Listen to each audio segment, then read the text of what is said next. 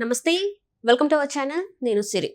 ఆంధ్రప్రదేశ్లో మరి వాలంటీర్ వ్యవస్థ ఉందా లేదా? ఎందుకంటే గతంలో చూసినట్టయితే ఒక పార్టీ ఏమో వాలంటీర్ వ్యవస్థ ఇంకా ముగిసిపోతుంది అని చెప్పేసి అన్నారు. ఇంకో పార్టీ ఏమో ఖచ్చితంగా మేము కొనసాగిస్తామని చెప్పారు. మరి ఇప్పుడు ఉన్న పరిస్థితులలో మరి ఆంధ్రప్రదేశ్లో వాలంటీర్ వ్యవస్థ ఉందా లేదా? సో ఈ అంశాన్ని మనకి వివరించడానికి మనతో పాటు ఉన్నారు ప్రముఖ senior journalist, political analyst C S Rao గారు. నమస్కారం సార్. ఇప్పుడు చూస్తున్నట్టయితే మరి ఆంధ్రప్రదేశ్లో వాలంటీర్ వ్యవస్థ పరిస్థితి ఏంటంటారు? ఉన్నట్టా లేనట్ట? అసలు ఇప్పుడు కేబినెట్ సమావేశం జరిగింది. ఇవాళ కేబినెట్ సమావేశంలో 5 కీలకమైన నిర్ణయాలు తీసుకున్నారు. దాంట్లో పెన్షన్ కూడా ఉంది. జూలై 1వ తారీఖున 7,000 రూపాయల పెన్షన్ ఇవ్వడానికి కేబినెట్ తీర్మానం చేసింది. అయితే ఈ పెన్షన్లు ఎవరు ఇస్తారు? ఈ 7,000 రూపాయలు కూడా ఎందుకు ఇస్తారు? గతంలో YSR Congress party election code ఉన్నప్పుడు కొంత డిస్టర్బ్ చేసింది. ఎవరికైతే అందలేదో వాళ్ళకి 7,000 రూపాయలు, అందరికి కాదు. ఎవరైతే మేలో తీసుకున్నారో వాళ్ళకి కాదు. ఇప్పుడు జూన్లో తీసుకునే వాళ్ళు కొంతమంది ఉన్నారు, వాళ్ళకి కలిపి ఇస్తారు. అంటే గతంలో 3,000 ఉండేది, చంద్రబాబు నాయుడు 4,000 చేశాడు కాబట్టి ఆ 3,000 కూడా కలిపి 7,000 ఇస్తారు జూలై 1వ తారీఖున. అయితే ఆ జూలై 1వ తారీఖున ఎవరు ఇస్తారు? ఇళ్ళకి తీసుకొని వెళ్ళి ఇవ్వాలి. మొత్తం 66 లక్షల సామాజిక పెన్షన్దారులు ఉన్నారు. వాళ్ళందరికీ కూడా ఇళ్ళకి తీసుకెళ్ళి పెన్షన్లు ఇవ్వాలని కేబినెట్ నిర్ణయం తీసుకుంది, తీర్మానం చేసింది. ఆ చేసినటువంటి తీర్మానాల్లో ఇదొకటి ఇంపార్టెంట్. ల్యాండ్ టైటిలింగ్ యాక్ట్ రద్దు, వీటన్నిటికి సంబంధించి చేశారు. అలాగే డిఎస్సి సంబంధించి, మెగా డిఎస్సి సంబంధించి కేబినెట్ అప్రూవల్ చేసింది. తర్వాత పెన్షన్లకు సంబంధించి. సో ఈ పెన్షన్లు ఎవరు అందిస్తారు అంటే గ్రామ వార్డు సచివాలయాల సిబ్బంది ఉన్నారు కదా, వాళ్ళు ఇళ్ళకెళ్ళి ఈ సామాజిక పెన్షన్ని అందజేయాలి అనేటువంటి ఒక నిర్ణయం తీసుకున్నారు. ఎన్నికల కోడ్ ఉన్నప్పుడు కూడా చంద్రబాబు నాయుడు అదే చెప్పారు. ఆ రోజున జవహర్ రెడ్డి చీఫ్ సెక్రటరీగా ఉన్నారు. ఆయనకి చెప్పింది అదే, గ్రామ వార్డు సచివాలయాల సిబ్బంది ఉన్నారు, వాళ్ళతో ఇళ్ళకి తీసుకెళ్ళి పెన్షన్ ఇప్పించండి అని చెప్పి ఆ రోజు సలహా ఇచ్చాడు చంద్రబాబు నాయుడు. అలాగే ఎన్నికల కమిషన్ కూడా లెటర్ రాశాడు. కానీ జవహర్ రెడ్డి ఏం చేశాడు?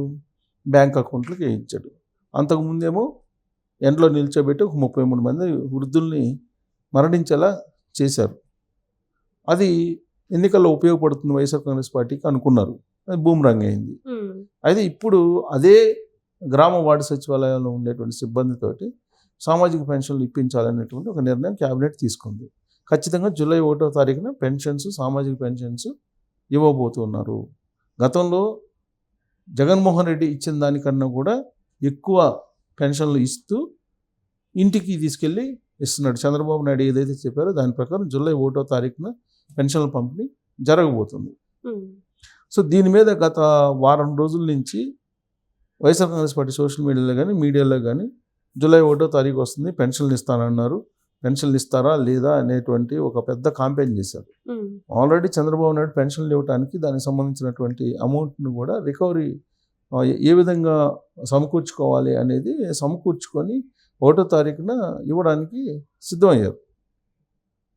కాబట్టి సామాజిక పెన్షన్లు ఇవ్వడం అని అంటే ఆయన చెప్పినటువంటి ఫస్ట్ హామీని నెరవేర్చినట్టే. డిఎస్సి అనేది 2వ హామీ నెరవేర్చినట్టే. ఆయన తొలి సంతకమే పెట్టారు కదా డిఎస్సి మీద. ల్యాండ్ టైటిలింగ్ మీద పెట్టారు కదా. ల్యాండ్ టైటిలింగ్ యాక్ట్ రద్దు అన్నారు, రద్దు చేశారు. వాస్తవంగా ల్యాండ్ టైటిలింగ్ యాక్ట్ అనేది జగన్మోహన్ రెడ్డి ఓటమికి ప్రధానమైనటువంటి కారణం. ఒక జగన్మోహన్ రెడ్డి ఓటమికి టాప్ 5 కారణాలు తీసుకుంటే ఫస్ట్ కారణం ల్యాండ్ టైటిలింగ్ యాక్ట్. ఈ ల్యాండ్ టైటిలింగ్ యాక్ట్కి సంబంధించి కొన్ని కోట్ల రూపాయలు ఖర్చు పెట్టి ఆయన బొమ్మతోటి అందరికి పాస్ పుస్తకాలు ఇచ్చారు. అవేమో చల్లనటువంటి పాస్ పుస్తకాలు. అసలు ఆ చట్టమే లేదు, ఆ చట్టమే చల్లదని చెప్పి రద్దు చేస్తూ ఒక నిర్ణయం అయితే తీసుకున్నారు. సో ఇప్పుడు గ్రామ వార్డు సచివాలయాలు పెన్షన్లు ఇస్తున్నారు. అంటే చంద్రబాబు నాయుడు చెప్పినటువంటివి ఆల్మోస్ట్ అమల్లోకి వచ్చేస్తున్నాయి. ఆయన చెప్పింది 5 సంవత్సరాలు, 5 సంవత్సరాల లోపల ఎప్పుడైనా ఇంప్లిమెంట్ చేయొచ్చు.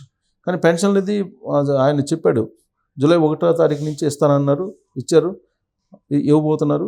జూలై డిఎస్సి అనేది ప్రకటించేసి నోటిఫికేషన్ ఇచ్చారు, అది నియామకాలకి వెళ్ళిపోతున్నారు. అంటే ఆయన చెప్పినటువంటి సంక్షేమ పథకాలని యాజ్ ఇట్ ఈస్గా సూపర్ 6ని అమలు చేయడానికి ఆయన సిద్ధపడుతున్నారు. అట్ ద సేమ్ టైం అభివృద్ధి మార్గాన్ని కూడా నడుస్తూ ఉన్నారు. అయితే ఇప్పుడు వాలంటీర్ల వ్యవస్థని ఏం చేస్తారు? ఇప్పుడు సచివాలయ, గ్రామ వార్డు సచివాలయ ఉద్యోగులతో ఇప్పించుకుంటున్నారు, ఈ పని అంతా చేయించుకుంటున్నారు. మరి వీళ్ళు 150,000, 160,000 వాలంటీర్లు ఉన్నారు కదా, వాళ్ళని ఏం చేస్తారు? ఇప్పుడు ఈ ప్రభుత్వం ఏం చేయబోతుంది? ఆ రోజు ఎన్నికల ప్రచారంలో జగన్మోహన్ రెడ్డి పిలిపిస్తే మూకుమ్మడి రాజీనామాలకి చాలా మంది చేసేసారు. అవును సార్. సో ఆ రాజీనామా చేసినటువంటి వాళ్ళని పక్కన పెట్టేస్తారు. పక్కన పెట్టేటువంటి అవకాశం ఉంది. అంటే వాళ్ళు చెప్పారు మళ్ళా కదా సార్ మొన్న, ఎందుకంటే వాళ్ళు ఇంకా కూడా వైసీపీ పక్షపాతం వాళ్ళే అని చెప్పేసి వైసీపీ కార్యకర్తలనే చూస్తున్నాం కానీ వాలంటీర్లుగా చూడట్లే అని చెప్పేసి కూడా చెప్పారు కదా సార్. చెప్పారు. ఆ రోజు ఒక కండిషన్ కూడా చెప్పారు చంద్రబాబు నాయుడు. ఎవరైతే వైఎస్ఆర్ కాంగ్రెస్ పార్టీ కార్యకర్తలుగా వ్యవహరిస్తారో వాళ్ళకైతే మాత్రం అవకాశం ఉండదని చెప్పారు. ఆ రోజు చెప్పారు, మిమ్మల్ని మీరు స్వచ్ఛందంగా పనిచేస్తున్నారు, మీకు హానోరియం ఇస్తున్నారు, నేను అధికారంలోకి వస్తే 10,000 హానోరియం ఇస్తానని చెప్పి అనౌన్స్ చేశారు చంద్రబాబు నాయుడు. అయితే అక్కడ ఒక కండిషన్ పెట్టారు. ఏం పెట్టారు? ఆ రోజే చెప్పారు, ఎవరైతే నిస్వార్థంగా సేవ చేస్తున్నారో వాళ్ళకి మాత్రమే అవకాశం ఉంటుంది, జగన్ మనుషులుగా లేకపోతే వైఎస్ఆర్ కాంగ్రెస్ పార్టీ కార్యకర్తలుగా వ్యవహరించేటువంటి వాళ్ళకి అవకాశం లేదని చెప్పి ఆ రోజే చెప్పారు చంద్రబాబు నాయుడు. సో ఇప్పుడు ఈ వాలంటీర్ల నియామకం జరగాలి, దానికి కొన్ని గైడ్ లైన్స్ ఫ్రేమ్ చేస్తున్నారు. అసలు ఈ ఎలిజిబిలిటీ ఎవరిని పెట్టాలి, అసలు వీళ్ళని పంచాయతీలకు అప్పచెప్పాలా? ఇప్పుడు పంచాయతీ సర్పంచులు వార్డు మెంబర్లు ఉన్నారు, వాళ్ళని కాదు ఎంపీటీసీలు జడ్పీటీసీలు ఉన్నారు, వాళ్ళని కాదని చెప్పి వీళ్ళకి గ్రామ పంచాయతీల్లో పెత్తనం అప్పచెప్తే అప్పుడు వార్డు పంచాయతీ సర్పంచ్ ఏం చేస్తాడు, వార్డు మెంబర్లు ఏం చేస్తాడు? అందుకే అసలు పంచాయతీ సర్పంచ్కే ఇతన్ని అప్పచెప్పేటువంటి ఒక ప్రక్రియ తయారు చేయాలా అనేది ఒకటి ఉంది. తర్వాత పంచాయతీలు తీర్మానం చేస్తుంటాయి అక్కడ, ఆ పంచాయతీ తీర్మానాలు చేసి పలాని వాళ్ళని XYZలు తీసుకోవాలని అంటే ఆ XYZలకు సంబంధించి పంచాయతీలో తీర్మానాలు చేసిన తర్వాతనే వీళ్ళని అపాయింట్ చేసేటువంటి అవకాశం ఉంది. ఒకటి. రెండు ఏంటంటే మినిమం గ్రాడ్యుయేషన్ ఉండాలి, 30 years బిలో ఉండాలి. ఇలాంటి కొన్ని కండిషన్స్ పెడుతూ ఉన్నారు. ఈ కండిషన్స్ను ఫిల్ఫిల్ అయినటువంటి వాళ్ళని మళ్ళీ తీసుకొని వాళ్ళకి అప్పచెప్పేటువంటి అవకాశం ఉంది బాధ్యతలు.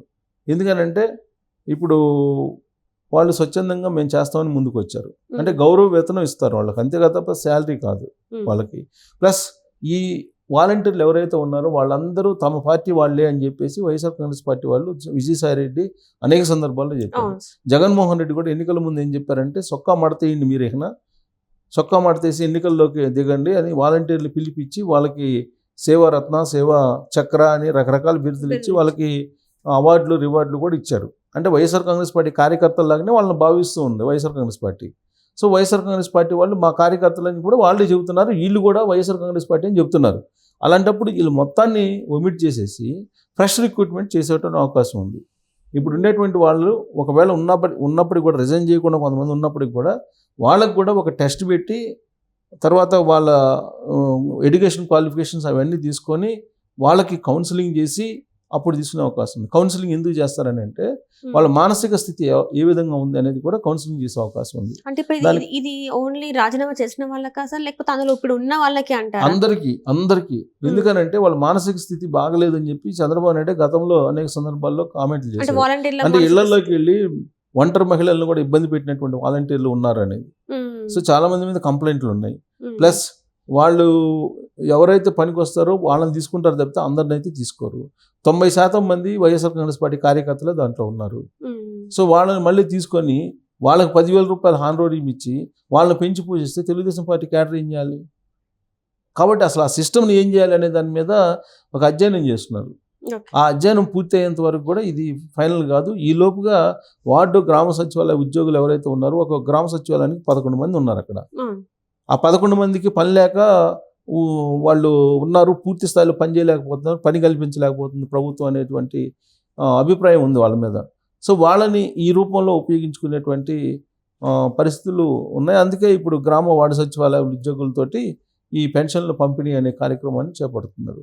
సో వాలంటీర్ వ్యవస్థ అనేది దాన్ని ఒక సమూలమైనటువంటి ప్రక్షాళన చేయడం ద్వారా కొన్ని మార్గదర్శకాలను పెట్టి వాళ్ళ మైండ్ సెట్, వాళ్ళ నిజంగా సేవా దృక్పథం ఉందా లేదంటే కేవలం ఈ 10,000 రూపాయల కోసం వస్తున్నారా, దేనికి వస్తున్నారా అనేది తెలుసుకున్న తర్వాత మాత్రమే. ఎందుకంటే జగన్మోహన్ రెడ్డి హయాంలో కొంతమంది డ్రగ్స్ వ్యాపారం కూడా చేసినటువంటి వాలంటీర్లు ఉన్నారు. సో అలాంటి వాళ్ళందరినీ స్క్రూటినీ చేసి అసలు వాలంటీర్ వ్యవస్థని ఏ విధంగా అడాప్ట్ చేయాలి, అది పంచాయతీలకు అప్పచెప్పాలా లేదంటే డైరెక్ట్గా గవర్నమెంట్ ఆధ్వర్యంలో తీసుకోవాలా, వీటన్నిటి మీద అధ్యయనం చేస్తున్నారు. సో కాబట్టి వాలంటీర్ వ్యవస్థ ఇప్పటికిప్పుడు అమల్లోకి వచ్చేటువంటి అవకాశం లేదు. దాన్ని ఎలా చేయాలనేది మార్గదర్శకాలు అన్నీ అయిపోయిన తర్వాత అసెంబ్లీలో చర్చించిన తర్వాత అప్పుడు నిర్ణయం తీసుకునేటువంటి అవకాశం ఉంది. అప్పటి వరకు మాత్రం ఈ వాలంటీర్ వ్యవస్థ బదులుగా గ్రామ వార్డు సచివాలయాల సిబ్బంది ఉద్యోగులు ఎవరైతే ఉన్నారో వాళ్ళు ఆ బాధ్యతలు నిర్వహిస్తారు. 50 కుటుంబాలకు ఒకళ్ళు వాలంటీర్ ఉన్నారు కదా, ఉమ్, వాళ్ళు సేవ చేశారు కదా. సేవ అంటే వాళ్ళు చేసిన సేవ ఏం లేదు, పెన్షన్లు తీసుకొని పోయి నెల నెల ఇచ్చి ఇది జగన్మోహన్ రెడ్డి ఇచ్చిన పెన్షన్, మీరు ఓట్లు వేయండి జగన్మోహన్ రెడ్డికి, ఇదే కదా. ఉమ్, సో ఆ పని ఇప్పుడు గ్రామ వార్డు సచివాలయ ఉద్యోగులకు అప్పచెబుతున్నారు, గవర్నమెంట్ ఉద్యోగులకు అప్పచెబుతున్నారు, వాళ్ళు పోయి తీసుకెళ్ళి ఇస్తారు. కాబట్టి వాలంటీర్ల వ్యవస్థ అనేది ప్రస్తుతానికి అయితే క్లోజ్ అయినట్టే మనం భావించాలి. భావించాలి. ప్రస్తుతానికి ఉమ్. దాన్ని మళ్ళీ రీఓపెన్ చేయాలంటే కనుక కొంత దానికి time సిస్టము టైము పడుతుంది. Right sir, right. Thank you so much sir.